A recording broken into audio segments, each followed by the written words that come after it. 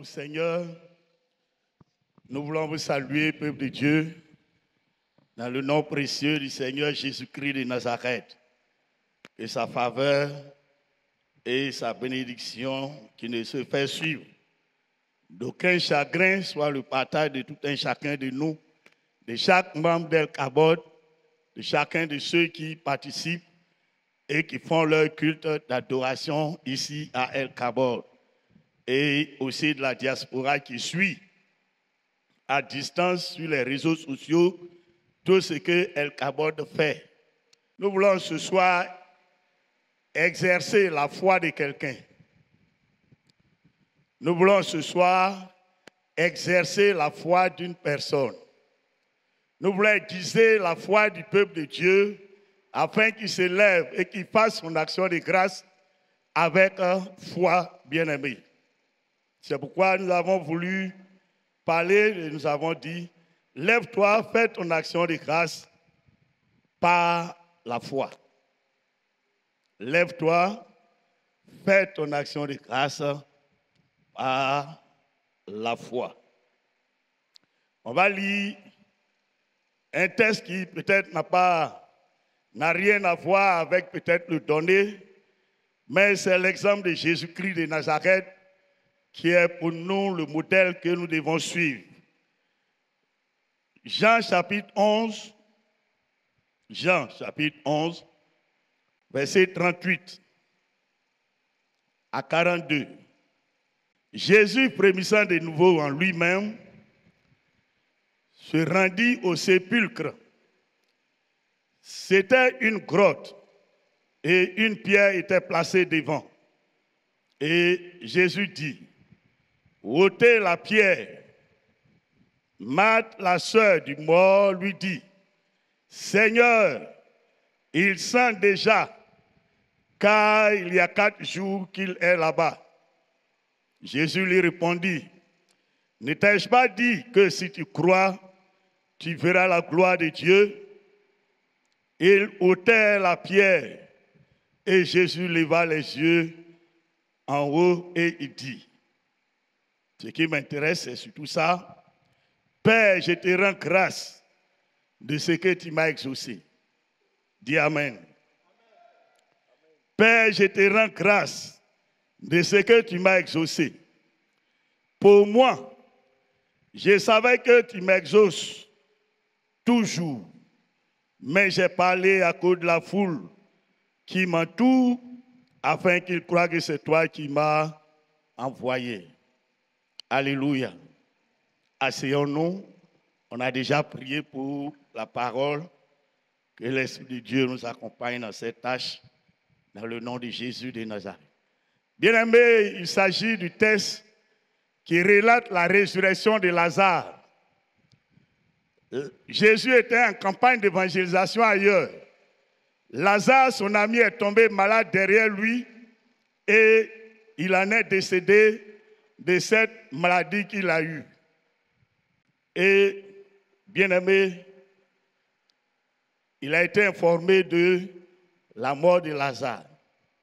Alors, il vient et il se rend au sépulcre devant le tombeau de Lazare.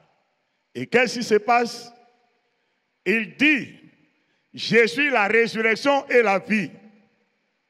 Marthe lui dit, je sais qu'ils vont ressusciter au dernier jour. Jésus lui dit non.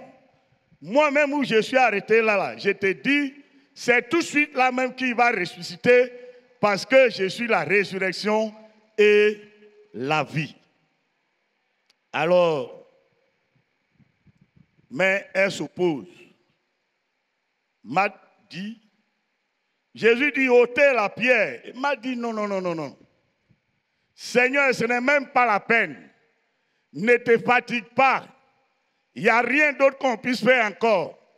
Il sent déjà, il est pourri, c'est fini. Depuis que nous sommes ici, nous n'avons pas vu un mort qu'ils ont mis en terre et qui est ressuscité. Il est déjà mort. C'est maintenant qu'il vient d'arriver. Tu vas faire quoi encore? Ah! À cause de son incrédulité, elle s'est opposée à l'ordre que le Seigneur a donné. Elle n'a pas cru en ce que Jésus a dit. Dieu en personne est arrêté là. Et il dit ôtez la pierre. Et par des raisonnements humains, par des raisonnements charnels, par un cœur irréfléchi, Marthe s'oppose à l'ordre que Dieu donne, que Jésus-Christ donne au public, au peuple qui était là. Les gens étaient prêts à s'exécuter sur l'ordre de Jésus. Mais toi qui vis la situation, toi qui es le propriétaire du problème, et c'est toi qui t'opposes pour dire non, que ce n'est pas la peine. Pourquoi? Parce que il n'y a aucun brin de foi en elle. Par son incrédulité, bien-aimée, elle est restée ferme sur sa situation. Les gens étaient obligés de la mettre de côté. Ils disent, hey, si on veut te suivre dans ton affaire, on ne va pas avancer. Dieu a donné l'ordre, laisse-nous obéir. Dieu a donné l'ordre, laisse-nous obéir. Nous, on va ôter la pierre et on va voir ce qui va se passer. Et alors, ils vont ôter la pierre. Quand ils ôtent la pierre, Jésus dit, Père, je te rends grâce de ce que tu m'as exaucé. Alléluia.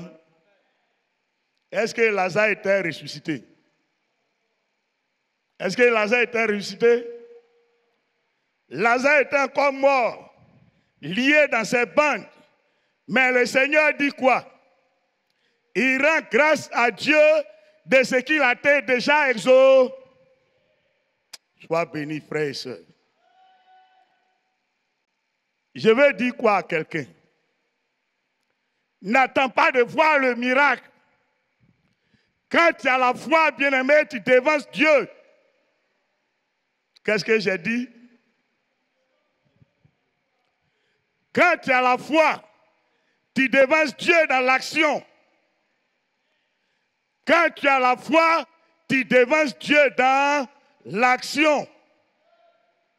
Jésus rend grâce de ce qu'il a été déjà exaucé. On peut dire, si on veut raisonner, qu'il est Dieu. Il sait déjà ce qu'il fait. Ça, on peut le dire.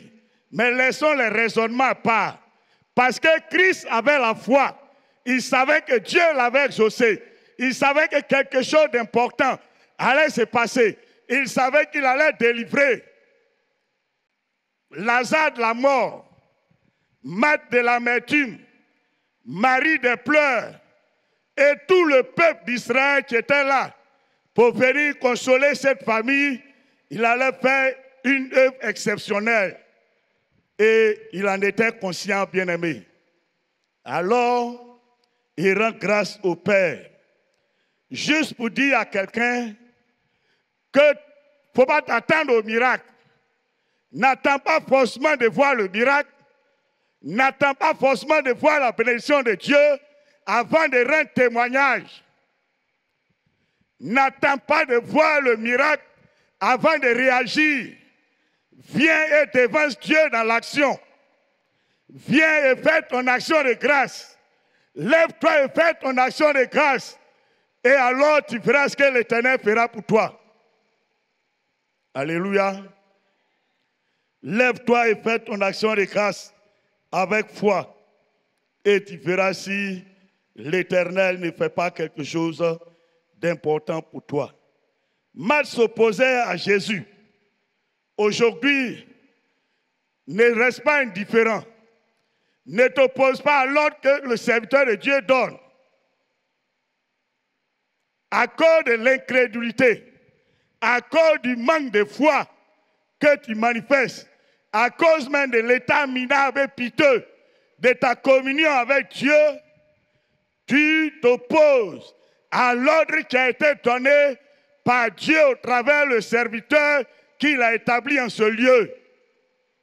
Si tu es dans ce sens, je t'exhorte à sortir de là. je t'exhorte, bien-aimé, à quitter cette position et à te mettre dans la ligne, dans la phase, à te mettre sur le droit chemin, bien-aimé, avec le Seigneur Jésus-Christ. La foi est une ferme assurance des choses qu'on espère, une démonstration de celles que l'on ne voit pas. Hébreux 11, verset 1. La foi anticipe sur la vue du miracle pour agir. Dis Amen. Quand tu as la révélation du Dieu avec qui tu marches, bien-aimé, tu dois savoir que tu n'as pas besoin de voir le miracle avant qu'il ne fasse quelque chose pour toi. D'ailleurs, le plus grand des miracles déjà qu'il a fait pour toi, c'est de te maintenir en vie jusqu'à l'âge que tu as aujourd'hui. Donc pour ça seulement, tu dois avoir la foi, tu dois être excité, tu dois te lever avec engouement et courage pour venir faire une action de grâce, sans forcément attendre que Dieu fasse quelque chose pour toi. Alléluia. Voilà le comportement de ceux qui ont la foi, bien-aimée, en Jésus-Christ de Nazareth. Si Dieu veut bénir son peuple bien-aimé, Dieu veut bénir El Kabod, l'action de grâce est un grand prétexte que Dieu donne pour pouvoir bénir le peuple de Dieu à El Kabod. L'or et l'argent appartiennent à Dieu. Mais il a eu le temps de dire, frères et sœurs, dans le désert, à Moïse de dire au peuple d'apporter une offrande, que celui dont le cœur est bien disposé apporte une offrande au Seigneur. Pourquoi? Pour la construction de son tabernacle. Que chacun prélève de ce qui lui appartient, sur ce qui lui appartient. Pourquoi? Pour apporter une offrande pour la construction du temple.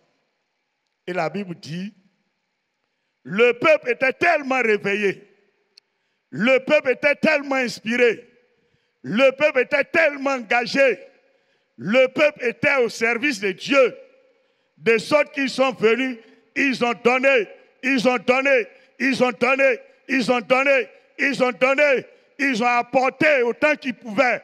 Et les architectes, les maîtres d'œuvre ont dit, nous ne sommes pas des escrocs. C'est bon. Nous ne voulons pas escroquer le peuple. Dis au peuple d'arrêter. Ce qu'ils ont déjà envoyé là, ça peut tout faire déjà, jusqu'à peinture, même tout a fini. Et puis, on va mettre climatiseur. Donc, ce n'est pas la peine. C'est bon comme ça. Quel Kabod arrive à cette dimension au nom de Jésus-Christ? Quel Kabod arrive à cette dimension au nom de Jésus-Christ? Quel Kabod arrive à cette dimension dans le nom de Jésus-Christ de Nazareth? Toujours dans l'idée de la foi, cette veuve qu'Élie allait voir à Sarepta, bien aimée, elle n'a pas attendu de voir la farine se multiplier dans son bol avant de faire le gâteau pour l'homme de Dieu. Il a dit quoi? Il a dit la foi dévance. La foi dévance Dieu dans l'action. Celui qui a la foi, il défense Dieu dans l'action. Cette dame veuve qui était dans une situation de mort, elle s'est dit, elle était dans une situation où c'était la dernière, le dernier bol, sinon peut-être le dernier verre, je ne sais pas. Il y a des familles où on prépare le riz, on mesure dans verre. Pour préparer le riz, on mesure dans verre. Ou bien dans gobelet. Bon, tout compte fait, chacun sait comment il mesure son riz pour préparer. Donc, il restait la dernière ration Elle dit, bien, nous allons préparer ce gâteau, manger et puis mourir, mon fils et moi. Si Yesaba, elle était avec un fils, je vais imaginer un peu. Elle prépare le gâteau, et puis elle soulève le gâteau, elle va le donner à l'homme de Dieu, alors que son fils a faim. Quelle sera sa réaction? Maman, mais tu es devenue folle. Cet étranger, cet inconnu, qu'on ne connaît même pas, cet escroc patenté, c'est à lui qui donne le dernier gâteau qu'il me faut pour vivre. J'essaie d'imaginer sa réaction. Mais, bien aimé, elle a maîtrisé les humeurs de son fils. Et elle a soulevé le gâteau. Le dernier bol qu'elle a préparé. Et puis, elle a donné à l'homme de Dieu. Elle a donné à l'homme de Dieu. Mais en donnant à l'homme de Dieu, elle a donné à qui? À Dieu d'abord. Quand elle a donné à Dieu, la Bible dit, quand elle allait s'asseoir, elle était étonnée de voir que dans le bol, il y avait encore de la farine. Et dans le bidon de, c'est pas pour faire la publicité, Dino, il y avait encore de l'huile pour faire des gâteaux. Et durant tout le temps de la famine, pourquoi? Parce qu'elle a dévancé l'action. Elle a dévancé Dieu avant de voir le miracle. Amen. Elle a dévancé Dieu avant de voir le... Toi aussi, dévance Dieu avant de voir le miracle, bien-aimé. Dévance Dieu et tu verras le miracle. Voilà quelque chose que j'ai dit. Tous les travailleurs du monde entier ont la foi. Tous les travailleurs du monde entier ont la foi. Il y en a, bien-aimés, qui ne sont pas capables de terminer le mois sans prendre crédit. Mais chaque jour, il paye son transport, il va au travail. Et il paye son transport, il revient le soir. Pourquoi il fait ça?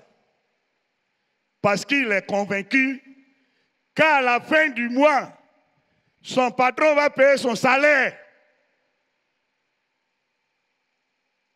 Et c'est la même chose pour Dieu. C'est la même chose pour Dieu. De la même manière que tu es engagé dans ton travail, que tu es engagé dans le service dans lequel tu te trouves, que tu travailles pour satisfaire le cœur de ton patron qui parfois est un païen, c'est de cette même manière, bien-aimé, tu dois t'engager pour l'œuvre de Dieu. Et alors tu verras que Dieu se lèvera pour te bénir sans limite, sans réfléchir. Enfin, je ne peux pas dire sans réfléchir, puisque Dieu c'est Dieu. Mais c'est une façon de parler, bien-aimé. Dieu va verser sur toi, sans rétention.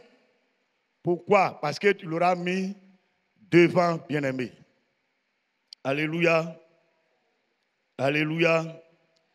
Et donc, que nous soyons à l'image de Jésus-Christ, qui n'avait pas encore vu le miracle se produire, mais qui a pu dire déjà merci au Seigneur.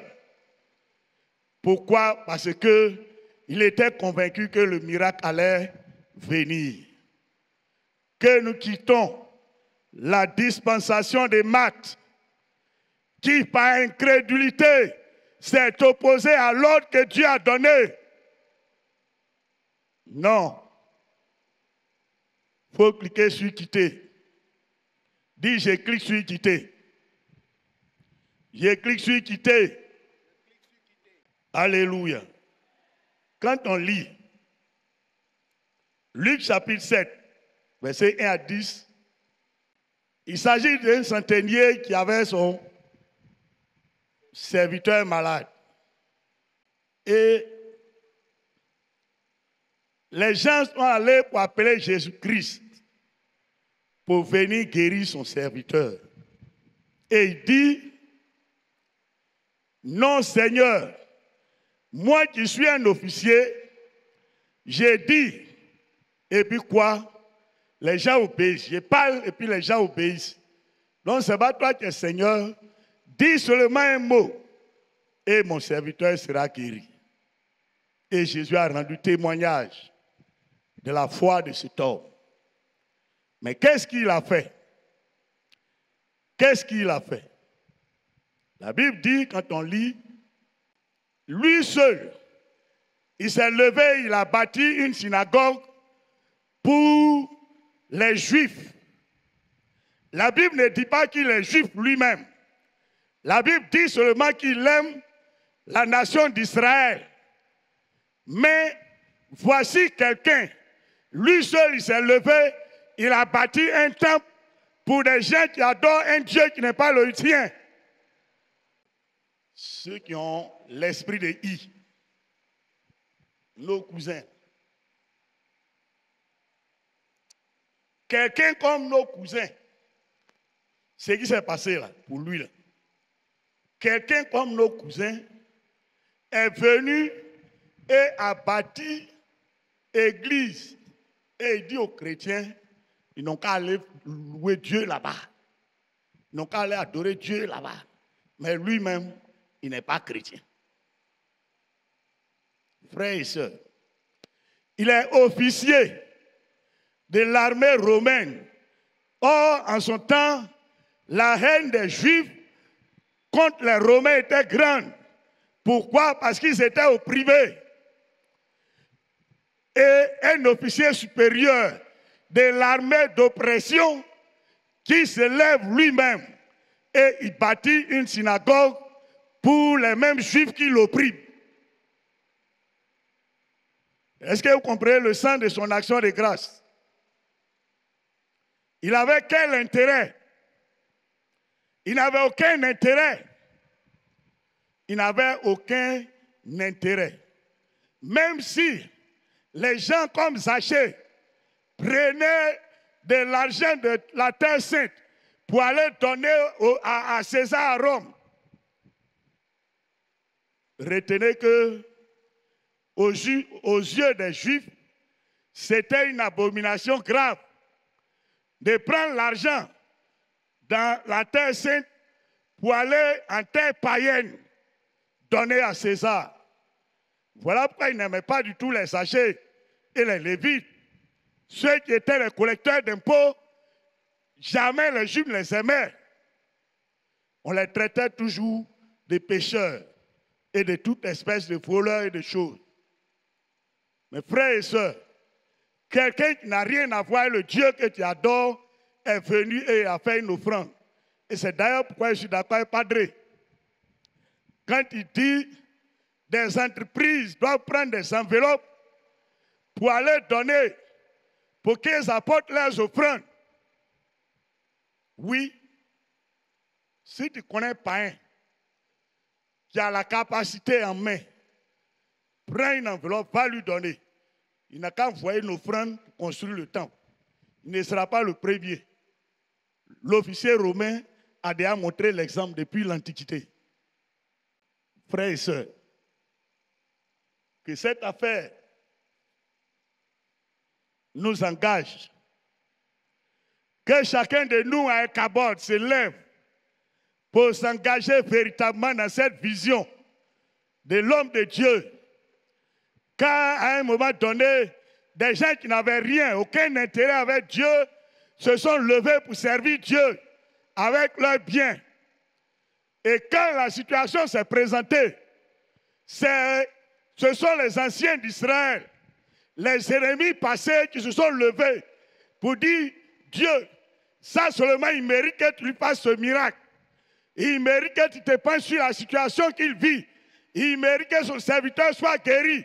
Il mérite que tu lui accordes ce qu'il te demande. Pourquoi? À cause de son action de grâce.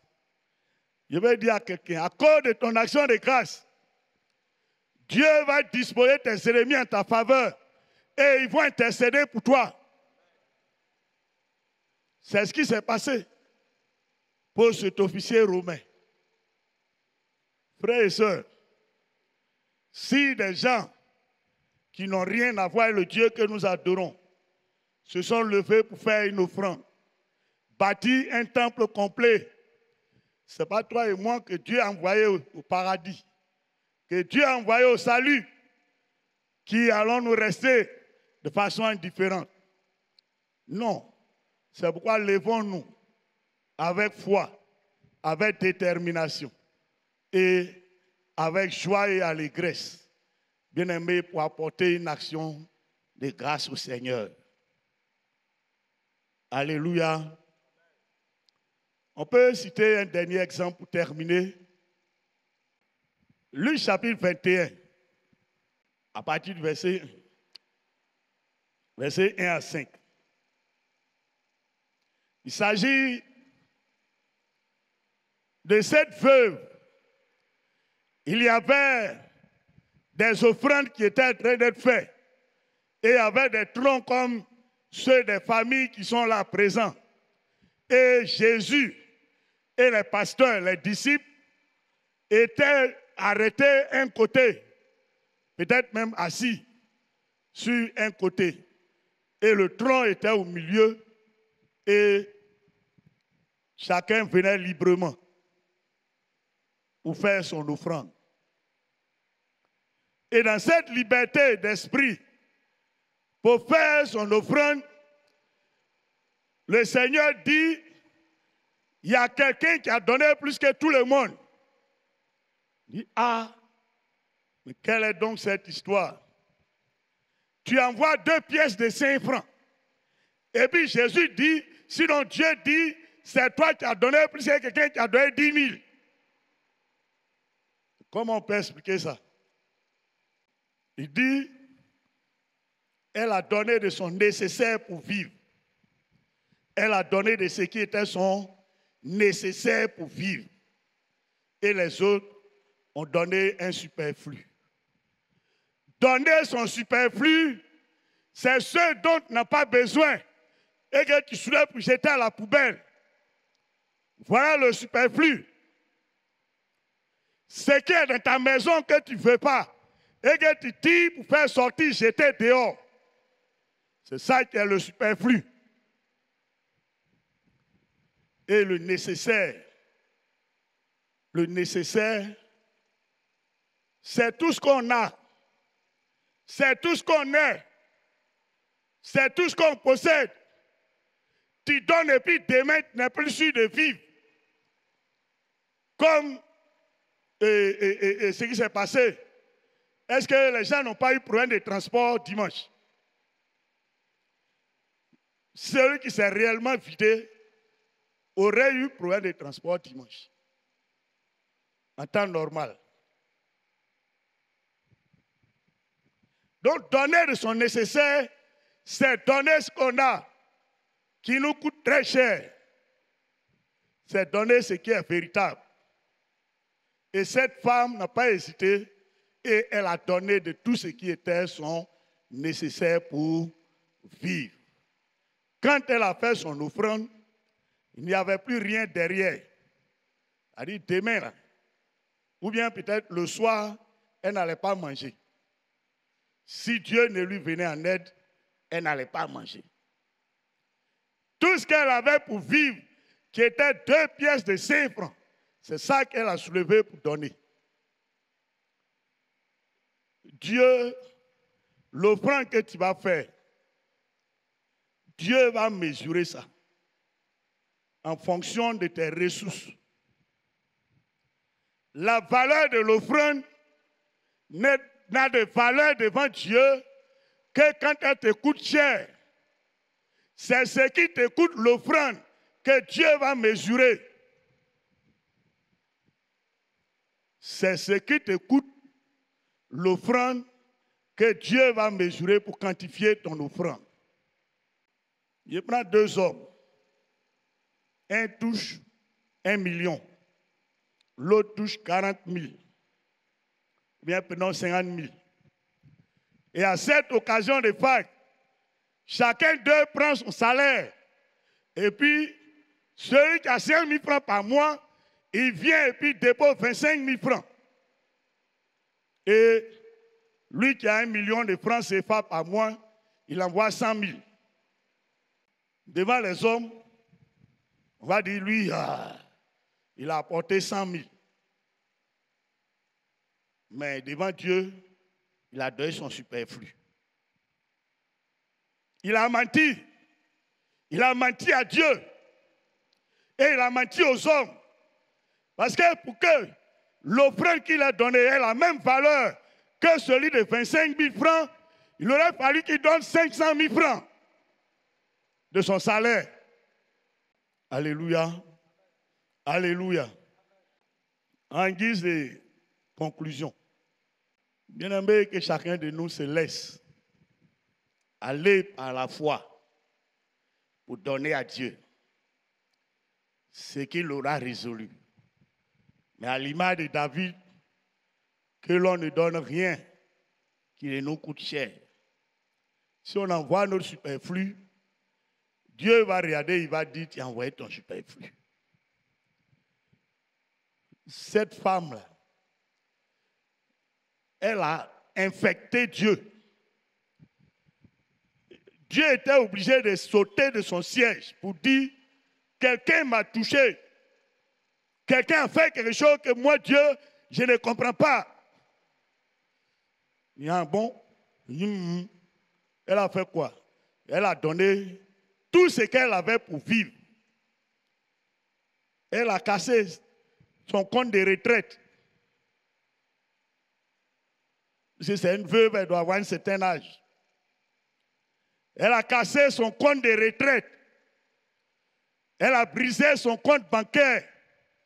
Et elle est venue déposer tout au pied de Jésus. Au point où Dieu était obligé de se lever sur son trône pour rendre témoignage de telle action qu'il n'a jamais vue. Lui n'a jamais vu telle chose. Touche le cœur de Dieu, tu verras s'il te laissera. S'il ne rend pas témoignage de ton action que tu lui auras conféré. Que le Seigneur nous bénisse et que sa grâce repose sur chacun de nous. Que chacun de nous se lève avec foi pour faire son action de grâce au Seigneur et tu verras s'il ne te bénit d'une bénédiction qui va t'étonner toi-même.